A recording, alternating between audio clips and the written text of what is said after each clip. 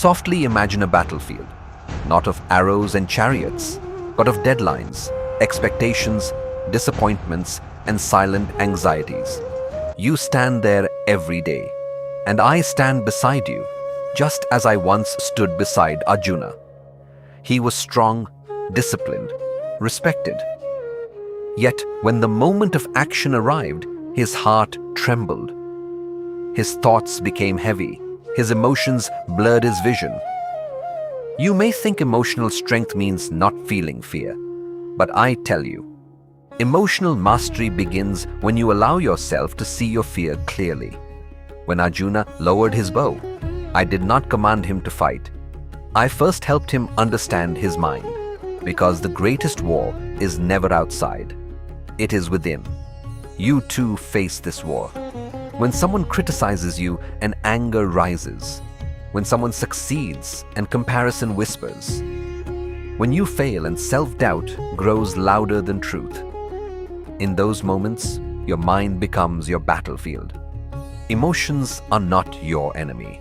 They are messengers. But if you obey every emotion without reflection, you become a servant to instability. Emotional intelligence is not suppression. It is awareness followed by wisdom. Pause before you react. Observe before you decide. Detach before you act. When Arjuna felt attachment to outcomes, he became confused. He worried about loss, about judgment, about consequences that had not yet arrived. And so I reminded him of something simple.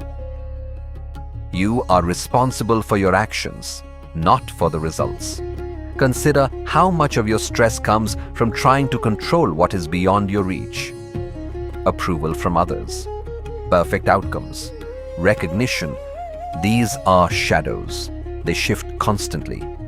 But your effort, your integrity, your discipline, these are within you. When you focus on sincere action rather than anxious outcome, your heart becomes steady. You begin to move with clarity instead of fear. Throughout my journey, I have seen kings rise and fall, friendships form and break, victories celebrated and forgotten.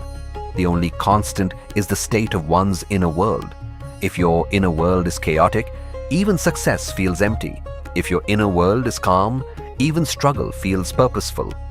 Do not allow temporary emotions to make permanent decisions. When anger visits you, greet it, but do not give it control of your speech. When sadness arrives, feel it, but do not build your identity around it.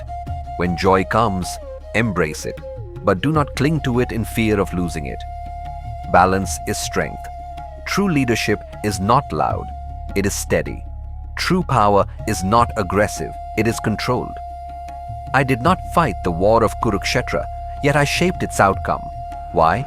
Because I understood minds, and I understood that clarity wins over chaos. Ask yourself today, where are you reacting instead of responding? Where are you attached instead of aligned?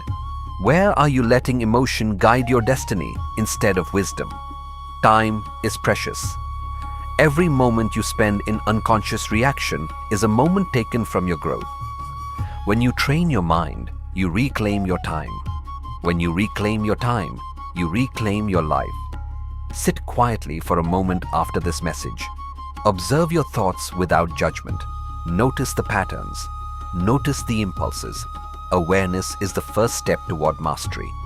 You do not need to silence your emotions. You need to understand them. And once you understand them, they will no longer control you. Stand firm in your values. Act with clarity. Let go of what you cannot control.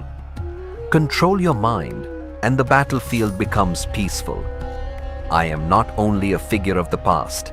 I am the wisdom within you that speaks when you choose awareness over impulse. Listen to that voice.